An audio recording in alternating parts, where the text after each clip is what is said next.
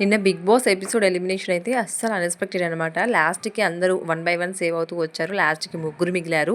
ఎవరెవరంటే Priya, Manish and flora గారనమాట. నేనైతే ప్రియా ఆమె గొంతుకి తాళలేక ప్రజలు ఆమెని బయటికి పంపించేస్తారేమో, ప్రియా ఎలిమినేట్ అయిపోతుందేమో అనుకుంటున్నాను.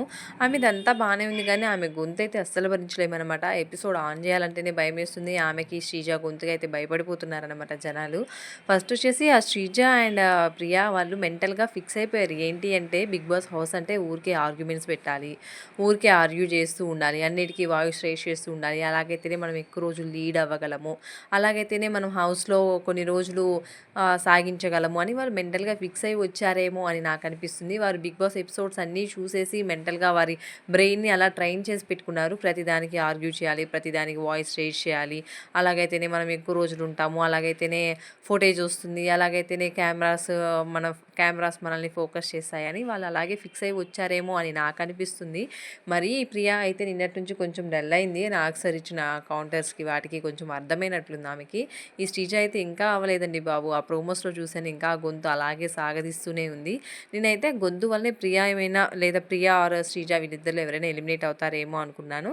కానీ వారిద్దరూ లేదనమాట. ప్రియా థర్డ్ పొజిషన్‌లో ముగ్గురు ఉండంగా ప్రియా సేవ్ అయిపోయింది. ఇంక లాస్ట్‌కి మిగిలింది ఇద్దరు.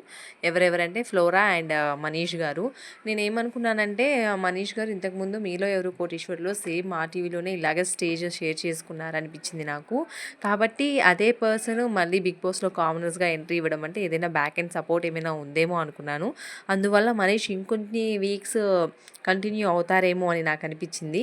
ఇందువల్ల నేను మనీష్ ఎలిమినేట్ అవుతారని నేను అస్సలు అనుకోలేదు.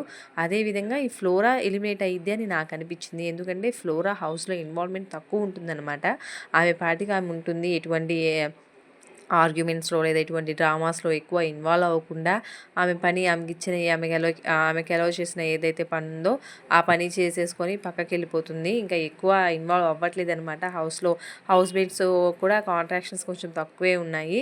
అదేవిధంగా నిన్న కూడా ఒక టాస్క్ పెట్టారు. ఏంటంటే మోస్ట్ బోరింగ్ పర్సన్ ఎవరు అనేసి.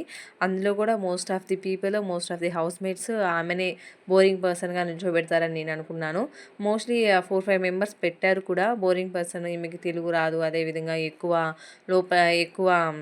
ఇన్వాల్వ్ అవ్వదని, ఎక్కువ ఇంటరాక్షన్స్ లేవని ఆమెనే పెట్టారు కూడా. అది నిజమే. ఆమె అయితే నార్మల్‌గా కూడా ఎక్కువ ఇంటరాక్ట్ ఏమి అవ్వట్లేదు.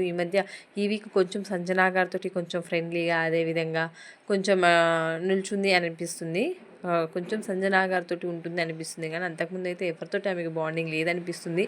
హరీష్ గారితోటైతే కొంచెం కొంచెం మాట్లాడుతుంది. అలాగే అతనికి ఏ ప్రాబ్లమ్ ఏంటి అని అడుగుతుంది. మీరు ఇలా ఉండకండి అని చెప్తుంది కానీ రిమైనింగ్ పర్సన్స్ తోటి ఎక్కువ ఇన్వాల్వ్ అవ్వాలని ఆమె కూడా అనుకోవట్లేదు అని నాకు అనిపిస్తుందనమాట. ఈ రీజన్స్ వల్లనే ఆమె ఎలిమినేట్ అయిపోతుందేమో. టాస్క్‌లో కూడా పెద్దగా ఆడట్లేదు. టాస్క్‌లో కూడా ఏదైనా సరే ఫస్ట్, సెకండ్ రౌండ్స్‌కి అవుట్ అయిపోతుంది. ఆమె ఫిజికల్ స్ట్రెంత్ అలా ఉంటుంది. మరి మనం ఏం చేయలేము. కానీ మెంటల్‌గా ఆడాల్సిన గేమ్స్ కూడా ఆమె ఆడట్లేదనమాట.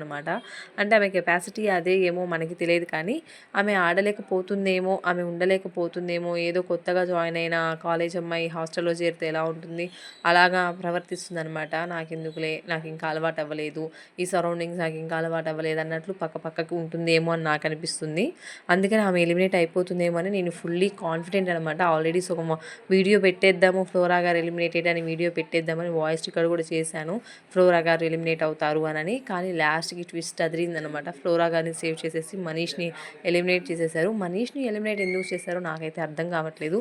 మనీష్‌తో కంపేర్ చేసుకుంటే కొంచెం శ్రీజ ఎలిమినేట్ అయినా కానీ పర్లేదనిపిస్తుంది నాకు. ఎందుకంటే మనీషు కొంచెం ఇన్వాల్వ్ అవ్వడానికి ట్రై చేస్తున్నాడు. హౌస్‌లో ఇన్వాల్వ్ అవ్వడానికి, అదేవిధంగా టాస్క్‌లు గెలవడానికి, తన సత్తా ఏంటో నిరూపించుకోవడానికి అతను ట్రై చేస్తున్నాడు. అతని అపియరెన్స్‌ని, అతని ప్రెజెన్స్‌ని హౌస్ మేట్స్ గుర్తించాలి అని ఏదో ఒక తపన పడుతున్నాడు, తాపత్రయపడుతున్నాడని నాకు అనిపిస్తుంది. మనీష్ కంటే తక్కువ పర్ఫార్మెన్స్ చేసేవాళ్ళు హౌస్‌లో చాలామందే ఉన్నారు. నాకైతే శ్రీజ అనిపిస్తుంది.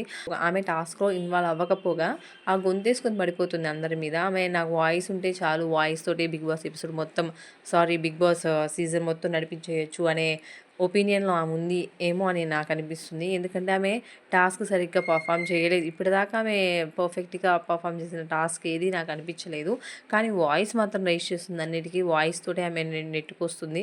అందుకనే నేను ఆ సౌండ్ కూడా బరా బరా అంటూ ఉంటుంది. అందుకని ఆమె ఎలిమినేట్ అయిపోతుందేమో అనుకున్నాను. కానీ ఆమె అవ్వలేదు. అదేవిధంగా ప్రియా దాంట్లో కూడా సేమ్ ఒపీనియన్ నాకు. ప్రియా కూడా ఆర్గ్యుమెంట్స్ మీదనే నడిపిస్తుంది. ఇన్ని రోజులు కూడా ఆమె ఆర్గ్యుమెంట్స్ మీదనే ఆమె ఫుటేజ్ వస్తుంది. ఆమెకి కెమెరాలో స్పేస్ దొరుకుతుంది అంటే ఓన్లీ ఫర్ ఆర్గ్యుమెంట్స్ అని నాకు అనిపిస్తుంది. ఆర్గ్యుమెంట్స్ కానీ ఆమె తగ్గించినట్లయితే ఆమె ప్రెజెన్స్ షోలో చాలా తగ్గిపోతుంది. అందుకే నేను ప్రియా అనుకున్నాను. కానీ ప్రియాని కూడా సేవ్ చేసేసారు. నెక్స్ట్ మనీష్ తోటి కంపేర్ చేసుకుంటే ఫ్లోరా గారు కొంచెం తక్కువే. టాస్క్ ఇన్వాల్వ్‌మెంట్ గానీ, హౌస్ ఇన్వాల్వ్‌మెంట్ గానీ కొంచెం తక్కువే. మరి ఫ్లోరాని సేవ్ చేసి మనీష్‌ని ఎందుకు ఎలిమినేట్ చేశారో నాకు అర్థం కావట్లేదు. నిజంగానే ఓటింగ్ మీద బేస్ అయిందా? లేకపోతే ఏమైనా జరిగిందో నాకైతే తెలీదు. కానీ నేనైతే ఫ్లోరా గారు ఎలిమినేట్ అవుతారనుకున్నాను. మనీష్ ఎలిమినేషన్ అయితే ఫుల్లీ షాక్ అనమాట. తర్వాత బజ్ గురించి మరొక వీడియో చేద్దాం, చూసేయండి.